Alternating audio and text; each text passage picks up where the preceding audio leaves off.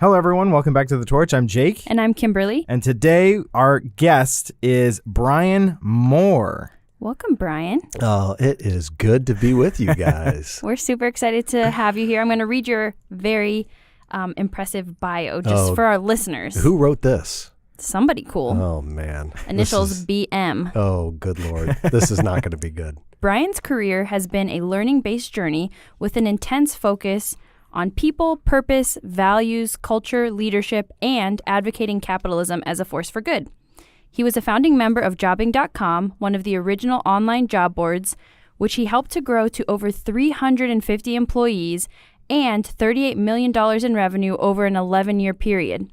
He later became director of talent strategy and acquisition for P.F. Chang's China Bistro and Pei Asian Diner restaurants before joining forces with his co-founder, Max Hansen, to create the first purpose-based leadership search firm, Y-Scouts, in March of 2012. That's true. Yes, that's true. Yeah. Took a long pause there. We can edit that part out. I was like, did I read that right? No, Okay. you read it right. That's true. she's like pausing for comedic effect. In the summer of 2018, he doubled down on his commitment to leveraging business as a powerful force for good and joined the Arizona chapter of Conscious Capitalism as its very first president.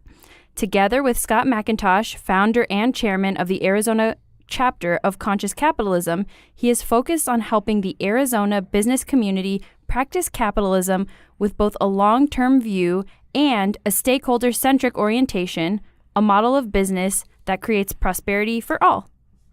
Amen. That is a fantastic bio. That's a Brian Mohr, Brian Mohr bio. Yeah, it's all right. I mean, it's the career version, right? It's so often I think I fall into the same trap of, describing myself and describing ourselves based on the things we've done looking backwards.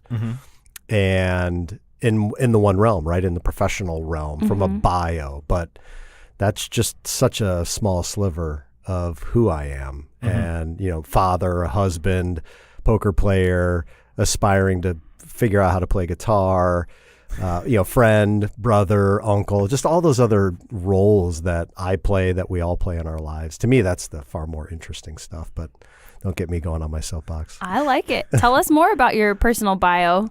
My wife, Jackie, and I just celebrated our 20-year anniversary at the end of February. Congrats. Which is actually really hard to believe that I'm old enough to have been married for now more than 20 years.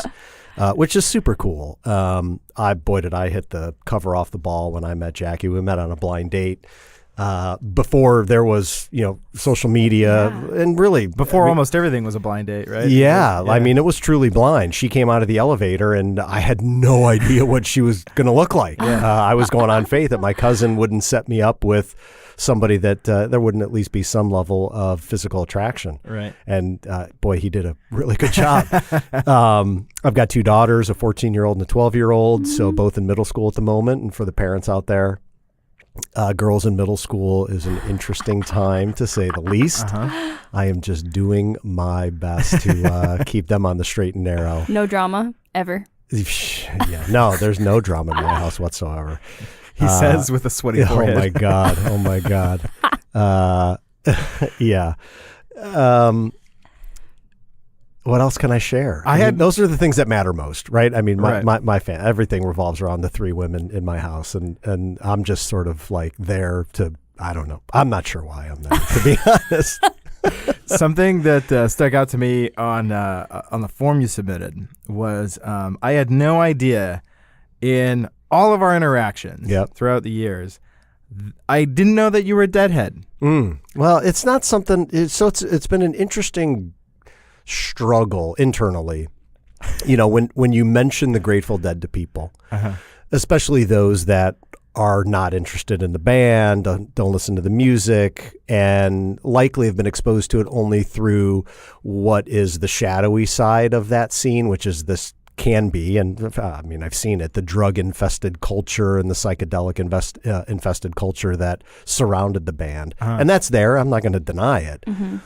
But for those of us that really love music and love improvisational music and go to a concert to see a band perform a set list that they don't even know they're going to perform when they get on stage, right? Like the amazing thing is about this particular band is in their 30 plus years of playing, they never played the same show twice, ever. Wow. Which is an amazing thing given that they had one top 10 hit in the entirety of their career, according to radio standards, if you will. So here we are in 2019. Jerry Garcia died in August of 1995. So what? We're coming up on 20-ish, approaching 20 years that he's been gone. Actually, it's more than 20 years. Yeah. My math sucks. 24 years. Yeah, almost 25. And the band and the music there's a bit of a resurgence. And you got a guy like John Mayer, who's an amazing guitar player that has stepped in, not to fulfill the spot Jerry left, but to, bring a different element to the music. And the music is still alive. And it's just such an amazing thing. And I got off track, sharing that it's a religion for me. Yeah. It really is. I listen to it every day. The music is so uplifting. Their stories are my stories. And that's the amazing thing about their writing and the lyricists and the poets that were behind their songs. A couple of guys, John Perry Barlow and Robert Hunter, who are the two primary lyricists. And the stories and poems that they wrote them in such a way that their stories become the listener's stories. Like you are the hero. It's Joseph Campbell's hero's journey. They are able to write it in such a way that you get to own the song. It's your song. It's not theirs. Super cool. Which is such a cool thing. And that element of surprise, the element of improvisation, and the element of you being able to own the music is such a cool thing. And, as I've gotten older and realized that being afraid to tell people that I love the Grateful Dead is a really stupid thing to be afraid of, because if they're going to make a judgment call and assume that I'm, after they leave me, that I'm going to go home and eat magic mushrooms or take acid is not, I'm way too old for any of that crap. So, Do you like the direction you mentioned, John Mayer? That's how I got introduced to it, because it's Dead & Co., right? Correct, Dead & Company. You got it. I noticed that they were just announced yesterday or 2 days ago. They're going to be in the lineup for the 50-year anniversary of Woodstock. They are. Yeah. I saw that. What do you think of that? Yeah. I think it's cool. The Grateful Dead did play at the original Woodstock, and as I'm sure every member of the band would say, and they've said, it was probably one of the worst sets they ever played. And Woodstock was the original Woodstock in '69 was just a disaster for most of the artists. It was rainy, it was crummy conditions, people were being electrocuted on stage. I mean, it was the original Fire Festival kind of. Right? Yeah, very much so. With the exception, it wasn't on some gorgeous deserted island in the middle of the Bahamas, but. Yeah, I mean, I think it's really cool. And I think it's cool that they're commemorating a 50-year anniversary of such a milestone musical event. And these big festivals, bringing all these different bands together. It's just a cool thing. It's cool to bring people together around music. I think music is such an amazing sense of truth for many, many people. And the cool thing about music is it brings people together. Yeah. Yeah. You mentioned something about Biles going back in time. I want to go back the furthest in time and talk about growing up. Where did you grow up? Where were you born? I grew up in Indiana, so I am a Hoosier at heart. Did I know that? I don't know. Did you? I guess I didn't. You did not know that. Yeah, I got 2 Hoosiers in a row. I am a Hoosier. I love Hoosiers. Yeah, I grew up in Indiana. Where? In a town called Munster, not like the cheese. I mean, it sounds like the cheese, but it's not spelled like the cheese. Munster, Munster, which is about as far northwest Indiana as you can be without actually being in Illinois. Is it past Gary? It is. It's northwest of Gary. Yeah, so grew up there. I could get into Chicago by car in about 35 minutes. So where Indiana is, or excuse me, where Munster, Indiana is considered a suburb of Chicago. You know, we were Cubs fans and Sox fans and Blackhawks and Bulls and Bears and so I used to say, when people ask me that question, where am I from? I used to say the suburbs of Chicago, and they'd say, oh yeah, which one? And then I'd have to say, well, Munster, Indiana, and I was like, you know what? I just need to own that I'm from Indiana. I am a Hoosier. As much as I want to say a Chicagoan, I identify with Chicago, but I'm a Hoosier at heart. I never knew that. I definitely did not know that. And you have no accent either. Do Hoosiers have accents? Is that something you can detect, or are you talking about more of a Chicago accent? When I'm around people from Chicago, it's crazy how quickly they pull it out of you. Yeah. It is. It's The pretty Bears. funny. Yeah, Bears, and let's go get some hot dogs, and like I can really up the treble in my voice based upon my surrounding. It's funny. It'll come out. It's starting to come out a little bit right now. Oh, there it is. Yeah, it's there. It's there. It's hidden, I guess. I don't know. What brought you to Arizona? A job, actually, and the sun. So I'd never been here before. I came here. I packed my stuff in a U-Haul and drove out here, having never been west of the Mississippi River. So you keep taking these giant leaps on blind faith. That's interesting. I never thought of, well, at least two, right? Yeah. One blind date and one blind geographic move. That's interesting. Two of the biggest things in your life. Yeah, I wonder if I'm gonna have to follow that pattern. How many blind leaps have I taken? We're gonna get a couch for in the podcast studio. Matt, Jake's doing his doctor of psychiatry Yes, over he here. is. Yeah. Getting into the psychoanalysis. Help me solve all my problems. We're going to need more than an hour, I'll tell you that. So I was working for Bank One at the time when Bank One was still around, and living in Indiana and the general Chicagoland area. The weather, it can be pretty brutal. The winters can be rough, even though we made the best of them. In the summers, when the sun does come out, it can be pretty humid. And so just more than anything, I love seeing the sun. I just love sunlight. And we didn't get a whole heck of a lot of it back there. And so I just wanted to see something different. And so thankfully I was doing well with Bank One. And I looked at a map and saw where Bank One had their big presence in the United States. And they had two places, Columbus, Ohio, or Phoenix, Arizona. Those were like the two hubs. And Columbus, which I had been to before, felt like it wasn't going to be much of a difference from Indiana or Chicago. And so I'm like, you know what? Let's go check out the desert and see what it's all about. Interestingly, which this could take us off a whole crazy tangent, but the blind date I went on with Jackie happened 4 days before I moved to Phoenix. Oh, man. Wow. Yeah. So, I hope my daughters never listen to this, but I was just hoping to score and get lucky before I left town. Right? Like, I'll admit it. But did I score and get lucky. I mean, I ended up. life. Yeah, for life. I mean, what a score. Just incredible. How did that work? Did she come out here after? She was in her first semester of her second year of law school at Loyola. And so she couldn't go anywhere. She was going to finish. She had another year and a half of law school. And I would fly her out. She didn't have any money. She was a broke law school student. And I would fly her out at least once a month to Phoenix. Wow. And we did that for about maybe 9 to 10 months or so. And things were starting to get serious. But it was almost this sort of... was it serious or was it just really awesome because we saw each other once a month for an extended weekend, had a blast with each other, but really didn't have time to be together consistently. So as the summer approached of whatever year it was, we had been together, again, maybe 6-9 months. And she's like, listen, we're clearly falling in love, but we needed to figure out, like, is this real or are we just having fun? Yeah. And she had a year left of law school, and she's like, would you be willing to move back to Chicago so that we could at least live close to one another? Her parents would have never let her live with a guy before she got married, which totally cool.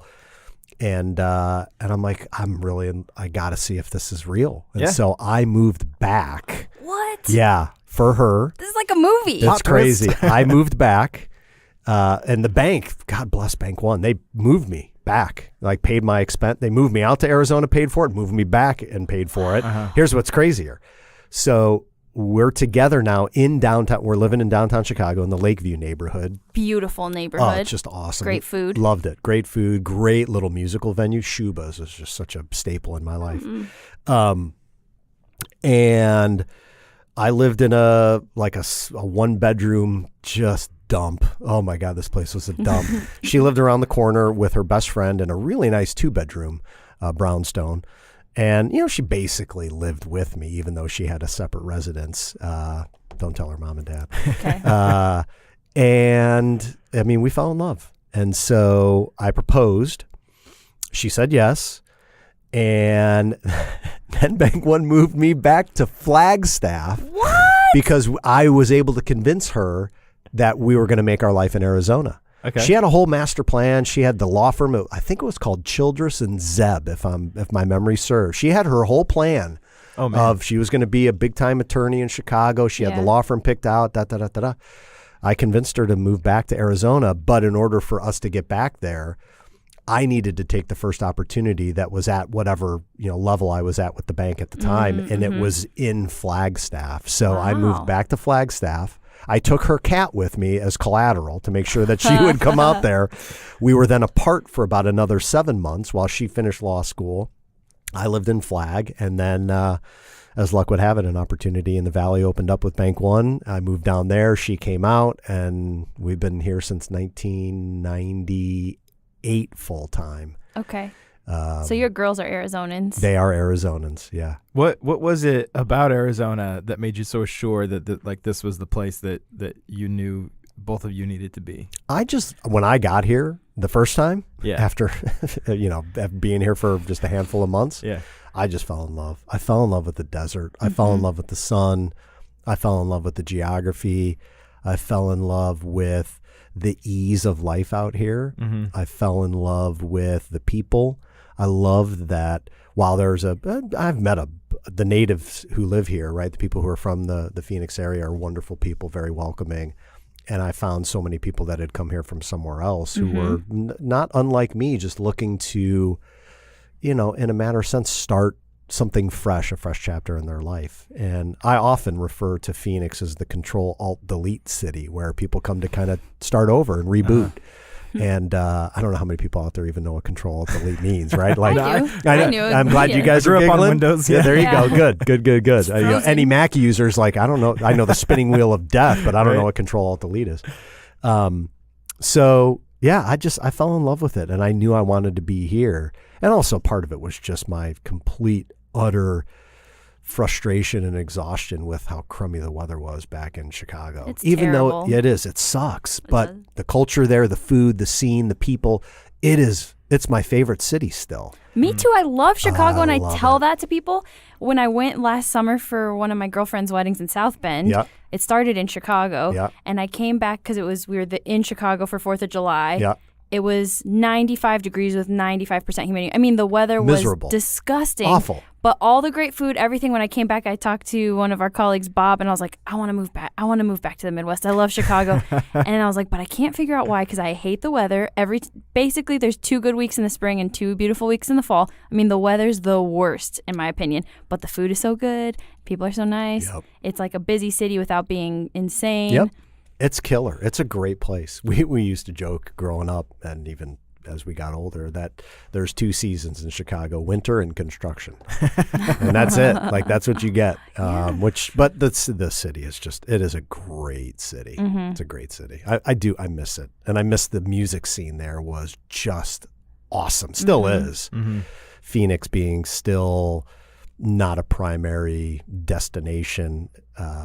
At least in my opinion, there's a lot more opportunity that Phoenix, I think, we're coming into our own here. That's for sure. The art scene in general in Phoenix, I think, is it needs more development. It's getting there, though. Yeah. I mean, I think there's definitely good pockets of it. There's some good things happening. Downtown's growing with the live music venues. Totally. That's helping a lot in the last few years. And all of our homegrown restaurant organizations and companies, whether it's Upward Projects or Fox or some of the other mom and pops, like, there's some really cool things happening here. And a lot of folks that, whether they grew up here or moved here from somewhere else, are claiming this wonderful place as their own, and they're putting their stamp on it, and we're starting to build a really cool identity, and in a lot of ways, I love it. The summers are, though, now 1 years. The summers are a little hot. It's a little brutal. But Just yesterday, I was walking in between the 2 buildings, and I was like, man, it's hot. And it was only like 70-something degrees. I've been so pampered by this wonderful spring that we've had. This is the worst time of year because it's coming. You know it's coming, and you're so used to 6 months of perfect weather, which is why people love living here. And then I start getting really cranky right around this time of year. And then around September where you've had like 6 months of heat and you're waiting for it to break. But this time of year I do get like anxious because I'm like, oh, I don't want to turn the air conditioner on yet. But it's coming next week. As long as we can. It's coming. Right, you do. We all know it's coming. So how'd you get hooked in with the BBB then? I have to blame that on Rick Dirks. Oh. So I have a quick story. When Jackie and I bought our very first house in Ahwatukee, we went out with a real estate agent. We looked at 7 houses in one day. The 7th house, when we walked into it, in that house was Rick and Robin Dirks. It was their house. And so we walk in and we fell in love with their house. And we ended up buying his house and him and Robin and their daughters. And I met him that day. It's not usual for the homeowners of the sellers to be home, but they were. And so we met him and had a brief conversation. And I don't know, it was a couple, 3 years later that Rick and I got reconnected. I don't even remember how, but we remembered that we had met and had this funny connection of that I actually bought his house, right? I mean, what a funny thing. Yeah. And he was already on the BBB board and mentioned, and I was working for jobbing.com at the time, and he said, hey, we're looking to expand this board, and I had never been on a board before. And he said, I think you'd be great. We're looking to bring on some younger folks, some fresh energy, some different thinking. I'm like, okay, who do you want me to refer you to somebody, or like, why are you asking me? And he said, no, I want you to come meet the CEO. And we went and we met for a happy hour at the Buttes over in Tempe at Top of the Rock restaurant. I remember it. And I think all 3 of us ordered a Heineken. I know I did. The things we remember. Yes, and very specific. We sat there up there, and that was a Friday, and I met Matt, and he's such a cool dude. I'm like, yeah, sure, I'll be bored. Yeah, whatever. Sounds great, And that was 2008. So 11 years ago. Wow. Yeah. I had no idea what I was getting into. And I probably almost got kicked out pretty quick. There was a board retreat. I don't know how many months after I had joined, but I remember we gathered at one of Cox Communications locations. It was off I-17 and like Dunlap. It was a all-day retreat type of thing, and I was such a brash know-it-all. And I was so obnoxious. We were talking about something, and the words that came out of my mouth were something along the lines of, I just don't think the BBB is relevant. If you're 20 to 25 years old today, you don't know what the BBB is. So if we don't start figuring out how to like connect with younger generations, like we're just on our way to being obsolete. So we better figure that out. It was something in that vein. This was edited a little bit. The way you said it right now was probably. And I remember driving home after the meeting, and I called Matt, and I remember this conversation. I'm like, Matt, hey, it's Brian Mohr.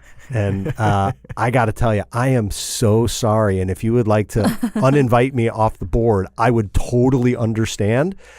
I mean, I just came in like a bull in a china shop as if I had all the answers. It was not one of my prouder moments. And his response was like, no, that's exactly why we brought you here. Yeah. But it's interesting as I look back now, while the message I shared was why they brought me here, my message delivery was so off. And it's just, the things we learn, right? I don't even remember how old I was. I was probably 30, 31 at the time.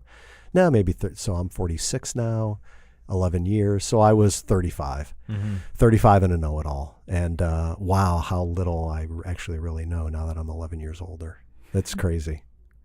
How has your relationship with BBB sort of like affected your trajectory? I think the thing that the BBB has opened my eyes to, and something that because of where I got my start in the banking career and then working for a technology company, a job board at the time that I started with the BBB, I just really had no awareness of the size and the importance of the small to medium-sized businesses that are our tradespeople, our craftspeople, whether it's a car mechanic or an air conditioning contractor or a roofing company or a construction company, and just the myriad of businesses. And I know there's a whole lot more than just that, but as a sweeping generalization of all the businesses out there and the entrepreneurs that are excellent at their craft, that build a business around it, and how important all of those folks are to a thriving economy for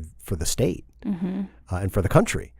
And so the BBB just has really opened my eyes to the importance of celebrating these types of entrepreneurs. And we put up in lights so often, at least today, the unicorn companies that are coming out of Silicon Valley or Austin, Texas, or Phoenix, or Denver, or Portland, or Columbus, and all these tech-centric cities. And that's great too. I'm not knocking it. But we need to celebrate the rest of the companies. We need to celebrate the entrepreneurs that aren't going to build some multi-billion-dollar scaled technology. What about the guys and gals that are helping us when our garage door is broken, or unfortunately there's a fire in our house and you need some sort of fire restoration company to come in and help you rebuild a tragedy. That's what the BBB has opened my eyes to. And frankly, I think the more we turn our attention to those types of companies and celebrate the way in which they conduct themselves, because they conduct them, the competition's so fierce because there's so many of them, that the importance of doing business the right way always and celebrating that needs to just grow and multiply, because too often the business stories we hear that gain a lot of national attention are the bad ones. It's not the good ones. I just watched the Netflix document. No, it was on HBO, the Theranos story. Oh, wasn't that good? I watched that the night it came out as well. Wow. And it's fascinating too. You talked about the Fire Festival, and you talk about Elizabeth Holmes. I forgot the guy's name who was behind the Fire Festival. But you look at the two of them, and in some ways, you want to celebrate their visionary quality, that they're just determined to pull something off. And yet you can't help but be absolutely disgusted with the level of, what's the word I want to use? Their level of acceptance with the consequences of their fraudulent activities. And what's the price they were willing to pay to bring their dream to life? Right. And Elizabeth Holmes, at least as I've learned, and clearly there's probably more to the story. I don't know all the facts, but boy, it's hard to justify the actions that she and Sonny, the president, took to bring their dream to life. I don't know that I can justify it. Yeah. I don't know that I know all the facts either, but what I was exposed to certainly paints a very frightening picture that's the shadowy side of capitalism, is people just willing to sacrifice lives in order to bring their dream to life. And I'm not knocking their dream. It was a great concept. That's what I was thinking. When I first started following them when I was at ASU, I loved it. I loved that she was a younger woman that was the richest woman in Silicon Valley. And our whole team, we followed them, and then they moved in at Sky Song for a period of time. There was a Theranos office, and we loved it. I had a friend who worked there. Really? And well, that's an interesting discussion for another day, because there's some good stories of people having to remove it from their resumes, unfortunately, because they didn't know what was going on at that high of a level. But and then shortly thereafter, some of that initial Wall Street Journal story dropped, and I was like, okay, this is probably just one side of the story. But then it was just more and more evident in that documentary that just came out this week on HBO. It's fascinating because it made me really start to think, was she a fraud, or was the concept really not validated from the very get-go? And then it just snowballed, and it got so big, and she had so much money on the line that they would just do anything. The part that, well, we could do a whole podcast on that documentary, but it's gross because you're dealing with people's blood, you're dealing with people's safety, their health and well-being, and you're lying to them. It's crazy. It was a very insightful documentary, to say the least. And just the strategies, whether it was done with full intent to surround themselves with some of the biggest, most well-known, private investors as well as politicians, to create sort of that invisible shield around some of the activities that were going on. It was a pretty masterful, run, and they hid a lot for a long time. And by that whistleblower email that young gal sent, I think her name was Erica, if my memory serves, Erica Chung. That's what rings out. I could be wrong. It might be Angela, Erica. I forgot. But that was kind of the straw that really broke things open. It's amazing. It's really amazing. Yeah, it's a crazy story. But that's the side of capitalism that, when those stories hit, it has such a huge impact on how people think business operates. That's the example. Oh, business is bad. Business is evil. Look what people do. They raise all this money. They hurt people to further their own wealth, to further their own dreams. And they're not doing it with people. They're doing it at the expense of. They're sacrificing real human lives to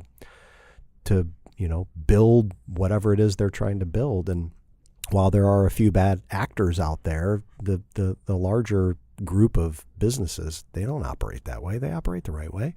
And we just need to shine a brighter light on that. That's important. I think that's part of why the BBB has been around for 107, 8, 9 years, something like that. I mean, it's over a century. Right. That's a long time. Yeah. So you started talking about conscious capitalism without saying conscious capitalism. Yep. You guys want to talk about conscious capitalism? What is conscious capitalism? Well, conscious capitalism is looking at business from two perspectives that I think are quite a bit different than how we view it today. Long-term instead of short-term, and stakeholder-centric instead of shareholder-only centric. And Milton Friedman, back in September of 1970, wrote a pretty famous New York Times Magazine article that in it was born the Friedman Doctrine, which basically said the only social responsibility a business has is to maximize shareholder value. And anything that diverts the value for the shareholders to other efforts is basically stealing from the shareholders who are the rightful owners of the business. And in theory, I guess that's not wrong. But what I think has happened as a result of that is the practice of business really became myopically focused on shareholders only. And that's not the path we were on. And so there was something about the impact that Friedman's article had and his practice of economics and this theory, this shareholder primacy theory, that sent us into, I think, a slightly different direction. And here we are with less publicly traded companies on the NASDAQ and the New York Stock Exchange. I mean, at one time there was over 17 or 18,000 publicly traded companies. Wow. Today it's less than 4,000. It's super interesting. Like the pressure cooker of being a publicly traded C-suite exec to deal with that pressure of the quarterly updates and the earnings calls and activist investors. And I'm not speaking from experience. I've never had to deal with that.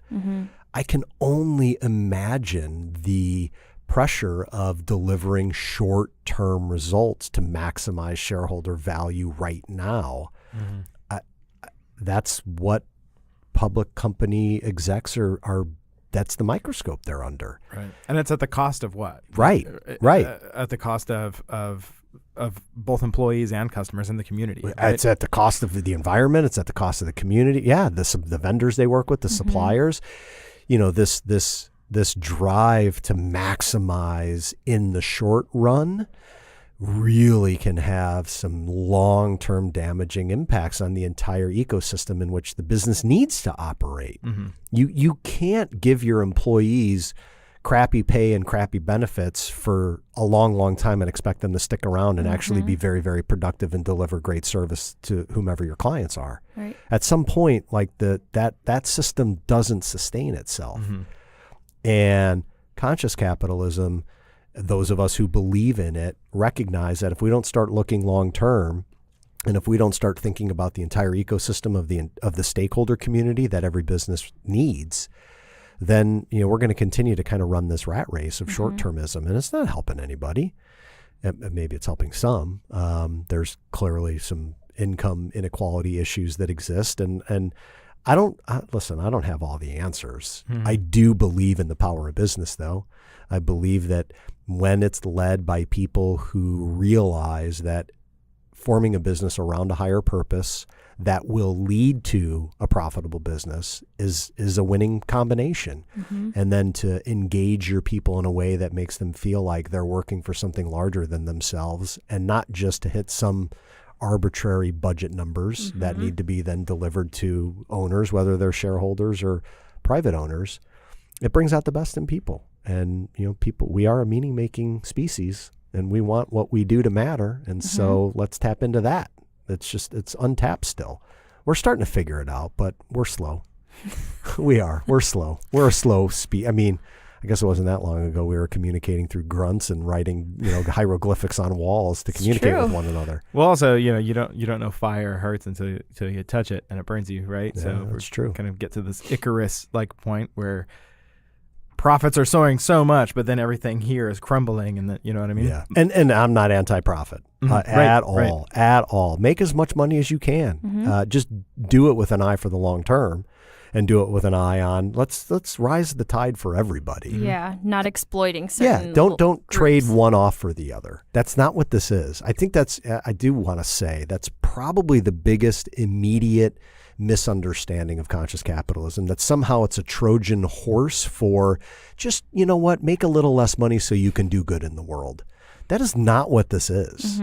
This is make as much money as you can and do good in the world. And do good in the world is your own definition. There's no governing body who can tell you what good is. That's your own internal compass. And how you lead your business and the people who come invest their time and energy with you, that's up to you.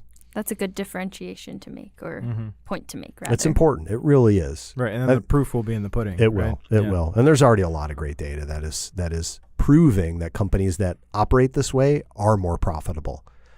They get better talent. They stay longer. They're highly productive. They're highly engaged.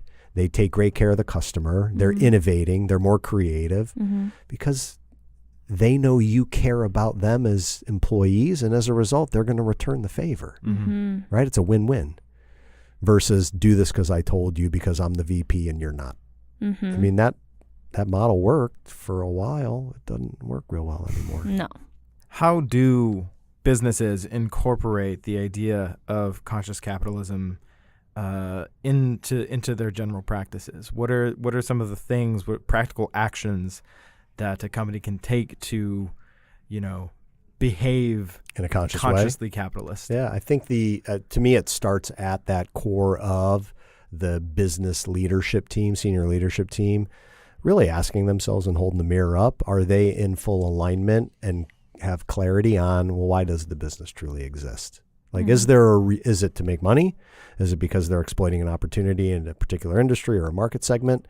Or is there really some type of higher purpose, whether it's externally focused or it could be internally focused? The purpose could be that you're going to create a great product or service that does take advantage of a market opportunity or an industry segment, but your purpose is to create an environment in which people who come work for you and give of their time, their gift, their talents, their treasures, that you'll invest in them and help them become a better version of who they are, so that when they leave, they will have left better than when they came, and that becomes your purpose, internally focused at taking care of people.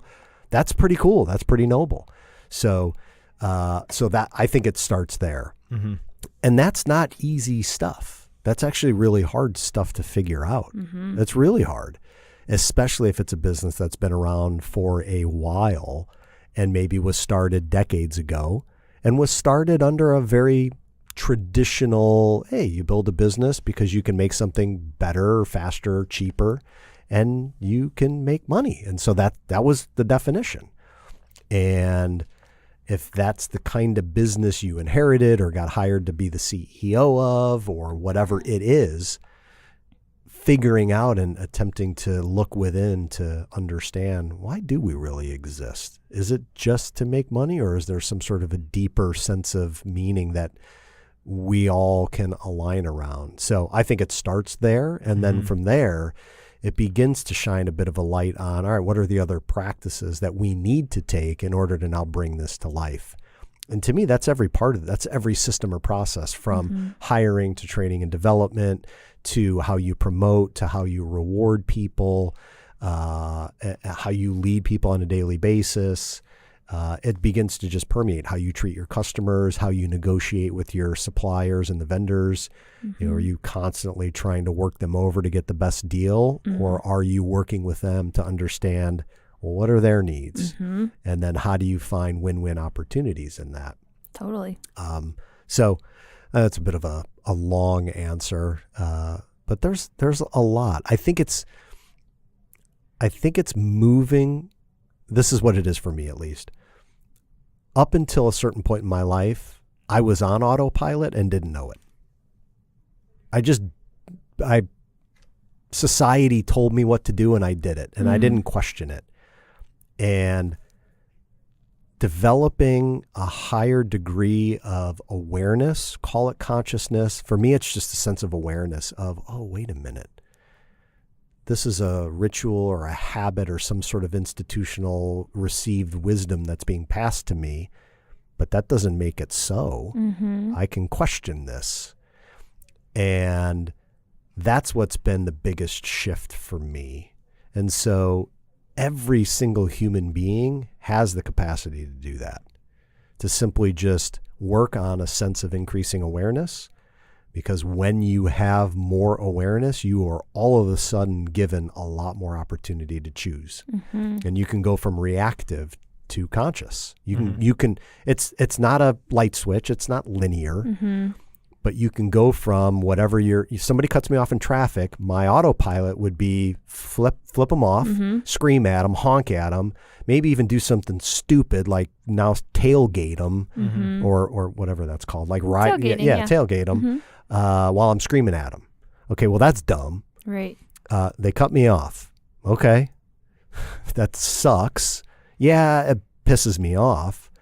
But as me flipping them off, chasing them, like, who's that hurting? Right. It's maybe a really simple example, but one that I think most people can relate to because we've all been cut off in traffic. All right, they cut me off. So what? Maybe they're on their way to some sort of an emergency that I have no idea. And they didn't mean to, but they did. Okay, let them go. It's those, I don't know, I'm totally getting off on a bit of a tangent here, but it's those little things that I think those are the building blocks of our everyday life and how we choose to react to those. It's either reactionary or conscious choice. And that's, for me, that's what it is. And the same rules apply in business. Somebody shows up late. It's the 7th time that they're late and you're their boss. And instead of even saying, hey, Jake, hey, Kimberly, this is the 7th day in the last 2 weeks that you've been late. I'm going to have to write you up. That's option 1. Option 2 is, hey, Jake, hey, Kimberly, this is the 7th day you've been late in the last 2 weeks. What's going on? Is everything okay? That's another option. And I would argue that option 2 is way better place to start. Right. Because you know what? You guys, both of you might be dealing with something that you're too embarrassed or ashamed to talk about. Or maybe you're somebody that is too proud to ask for help and you need it. And the person you need it from most is your boss or your supervisor, whatever you want to call it. But you don't want to ask them. And it's up to them to be that person to say, hey, what's wrong? Now, if you're just late because you're like lazy and, all right, hey, what's up? Why does this keep happening? Right. Which obviously could be the answer, but. Yeah. All right, I'm going to stop now. No, I'll just keep going. No, because we're just like listening. Wouldn't you say that a lot of companies, especially newer ones today, are practicing conscious capitalism and maybe they just don't know the lingo? I think so. I think that's a great point, that I think there's a whole host of companies out there who are being led by amazing people. And what we call them, this is going to sound kind of funny, are conscious capitalists. Oh, right. Yes. I've heard you say that. Yeah. That's what it is. Like, they're doing it because they know it's the right thing. They just don't have the language or the official language framework for it. They're out there. They're doing it. They don't need to be told how to do it. They're just doing it because they know it's the right thing to do. And I would argue that there are way more of those types of businesses and business leaders out there than there are the Elizabeth Holmes out there, which it's, again, I don't know that I know the whole story, but it's hard to believe that she wasn't fully aware of the level of fraud that was going on, that she was in charge of. She was perpetuating it. She was. So we're not giving her a pass on this show. Yeah, no, it's tough. It is tough. I want to give her one, but it's the evidence is just far too big to give her one. Mm-hmm. So I'm with you. I need some other evidence. But I think there's a whole host of conscious capitalists out there, and they don't need the language. They're just going to keep doing what they're doing. I would love them to kind of come in, join our little party, and help us proliferate and propagate this movement so that the alternative economic models that are gaining some momentum don't end up becoming more popular than they already are. So you talked about a party, and I think there's going to be one next month here in Arizona, right? There is. There's going to be a big party, April 23rd, 24th, 25th. Nice. At the Sheraton Grand at Wild Horse Pass Resort and Spa down in, I actually think it's still considered Phoenix proper, but I always think of it as Chandler. The annual Conscious Capitalism Conference is coming to town. I like to say the circus is coming to town. It's going to be here for 3 days, and it is the largest gathering of conscious capitalists around the globe that happens every year. And it's going to be pretty awesome. The keynote lineup is just stellar. We've got some amazing folks from Arizona that are going to be sharing their stories with us from the stage, including Governor Ducey, Dr. Cody Friesen from Zero Mass Water, Michelle Scirocco, who's the Chief Social Responsibility Officer from Televerde, and a whole host of others, as well as just a stellar lineup from people from outside of Arizona as well. It's an amazing, magical type of gathering because there's such a values alignment in everybody that shows up. You sit down in a big ballroom with, hundreds of other people, and those people are immediately your friends. Right. You just feel at home with them right away. It's unlike any other type of business event, conference that I've ever gone to, where you just can talk to everyone. No defenses, no one's pretentious. There's no, we're all puffing our chest to prove who's better. It's none of that superficial garbage. It's just, hey, you know what? We're all business people trying to make the world a tiny bit better, and we're all trying to figure it out together. Who should attend this conference? Everybody in Arizona, which is probably the wrong answer. Anybody that is leading a business. It could be it could be a for-profit, it could be a nonprofit. It doesn't matter. This is not, this movement is agnostic to the type of business you're running. But if you are looking to harness the power of humanity because you have employees, you need to come to this. That's what conscious capitalism is a recipe for how to harness the best of what the human spirit is all about. Most of us don't have a trust fund waiting for us and can just sit around all day and not work. So most of us have to go work and stake our claim in this world, and frankly want to work and do something. Yeah. Well, how do you get the best out of the source of your people? Your people are the source of everything. How do you get the best out of them? That's if you're trying to figure that out, you should come to this event. So it's not just for CEOs or founders. No, it's for everybody. It's, I think, probably one of the biggest untapped teams or roles inside a business that would benefit from this would be the people, culture, human resources function. This is a people-based operating system, and who better to help bring this into organizations than human resources professionals or people professionals, however the industry is being referred to or the role is being referred to. Where can I go to find out more or register if I want to come? So the easiest place to go is conference.consciouscapitalism.org. Spelled just like it sounds. If that's too tough, you can go to consciouscapitalismaz.com, and there's a link on our homepage, the Arizona chapter, that'll take you to the main conference website, which is conference.consciouscapitalism.org. Nice. Yeah. Awesome. So that's all the information is there. The keynote speaker lineup, all the different offerings. The agenda's not there yet because they're still finalizing the agenda, but the registration's there. Anything and everything that you would want to learn about this event is there, minus the agenda, which is just being finalized. We're excited it's coming to Arizona. It's huge. I'm just excited because Arizona, when it makes national news, is not typically for good things.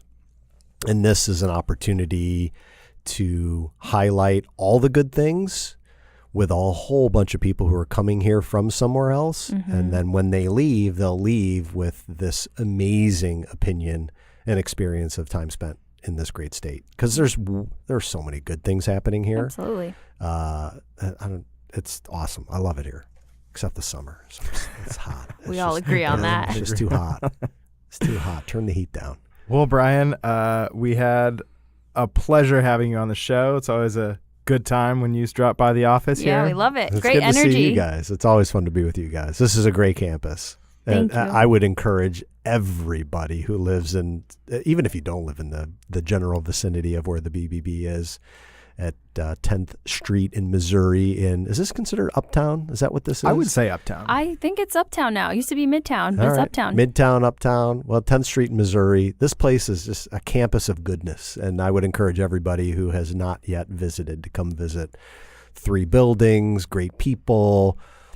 By the way, phenomenal meeting space. So for businesses in the community that need a place to meet, it's all here. The AV, it's comfortable, it's open, there's so many different room sizes. It's just what an amazing resource for the community. And the Ignite building, oh my God, what a great dream and vision that you and Matt have brought to reality. Thank you.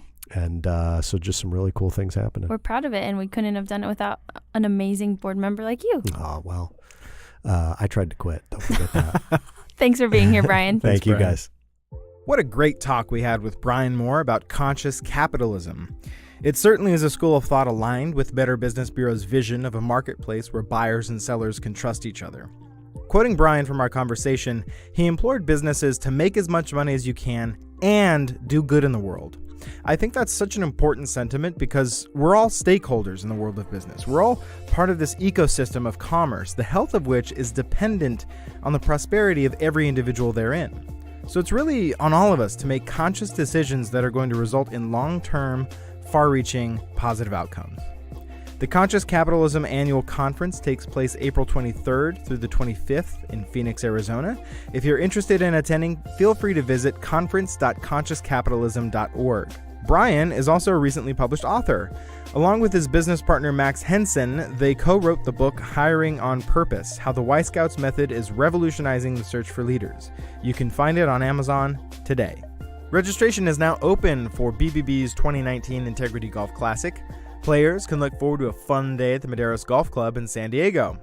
The registration deadline is May 31st, so please register as soon as possible to ensure you and your foursome have a spot in the tournament, which is taking place June 6th.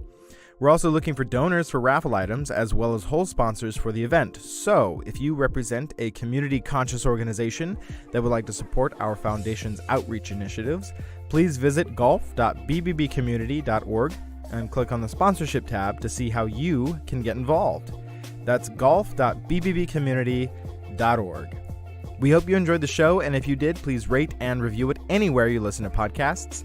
I want to remind you that if you have any questions, comments, concerns, or requests, you can send them to the Torch Podcast at bbbcommunity.org, and we will get back to you. See you next time, folks.